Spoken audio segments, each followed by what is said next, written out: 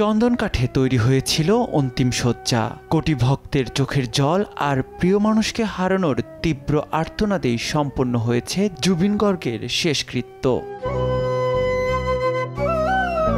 স্বামীর শেষ যাত্রায় এক মুহূর্তও পাশ থেকে সরেননি স্ত্রী গরিমা। পান খেতে খুবই পছন্দ করতেন জুবিন, তাই শেষ যাত্রায়ও পানের ব্যবস্থা করেছিলেন স্ত্রী। সুপারি দিয়ে পরম যত্নে সাজিয়ে দিয়েছেন পান, যা দেখে আবেগাপ্লুত হয়ে পড়েন নেটিজেনরা। অনেকেই বলছেন এ পানই জুবিনকে দেয়া গরিমার শেষ উপহার।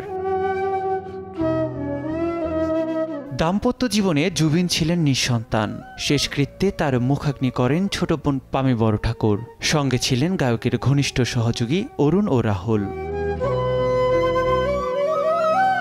জুবিন গর্গের মৃত্যু শোকে ভারী হয়ে উঠেছিল আসামের আকাশ। সোনাপুরের কামরুচিতে তার শেষকৃত্যের আয়োজনে ছিল লাখো অনুরাগীর সমাগম। হৃদয়ের অলিন্দে অসীম শূন্যতা আর বেদনার্ত হাহাকারে চিরবিদায় নিলেন প্রিয় গায়ক।